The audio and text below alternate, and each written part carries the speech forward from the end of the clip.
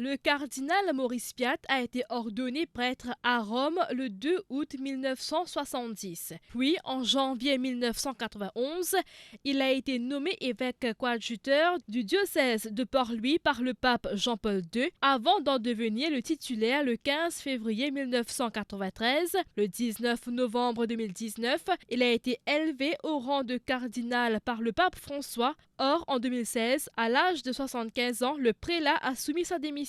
Mais nombreux se souviennent encore de son ordination. À l'exemple du père Gérard Mongelard, ce dernier évoque un grand moment pour l'Église. « Je me souviens encore de cette foule qui avait fait le déplacement », dit-il. En 1993, c'est là qu'il a pris responsabilité du diocèse.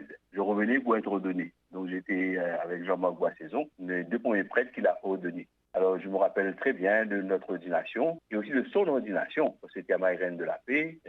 C'était un grand moment au moment d'église. Et ce n'est qu'après 32 ans qu'on va vivre un autre événement de cette envergure avec l'ordination de Monseigneur Duron. Écoutez, c'était pour la première fois que moi, j'assistais à l'ordination d'un évêque. Je n'ai jamais été parce qu'avant, c'était Monseigneur Margéo. J'étais encore petit, je ne me rappelle pas du tout. Là, c'était un grand moment et je me rappelle très bien les évêques qui étaient là. Et cette foule à Marie-Reine de la Paix, et ça m'avait beaucoup impressionné, son ordination.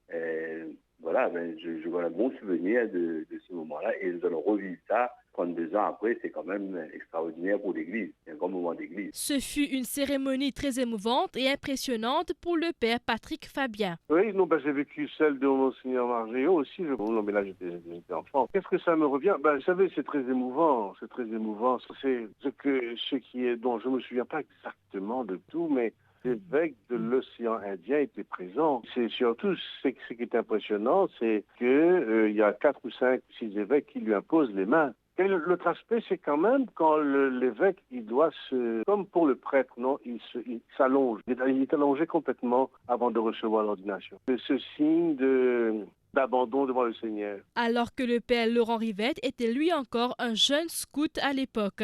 Il se souvient que le jour de son ordination épiscopale, le cardinal Piat avait parlé de l'Église comme un grand orchestre avec chacun son rôle à jouer. Parti là-bas comme scout, et le souvenir que j'ai, c'est qu'il a dit que l'évêque n'est pas un homme orchestre, un chef d'orchestre. Et j'ai retenu cette belle image qui m'a frappé qu'il a repris cette image à sa dernière messe au festival de vocation. Et c'est avec beaucoup d'émotion que je l'ai entendu davantage.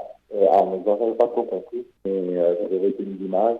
Et maintenant, quand il a partagé autour de ça, je comprenais plus mieux ce qu'il voulait dire par ça. Ce qui a marqué Corinne, étudiante à l'époque, la cantique pousse vers le large. À l'époque, ordination cardinal Piat, je me rappelle, je suis encore jeune à l'époque, je suis encore au collège. Et là, tu peux apprendre le chant pousser vers le large. Et ça, c'est bien mort, moi. La dévotion du cardinal Piat au sein de l'Église a marqué les esprits. Mais l'homme religieux qui a célébré ses 81 ans le 19 juillet dernier s'apprête aujourd'hui à écrire une nouvelle page de sa vie, voir son histoire, car l'heure de la retraite a sonné.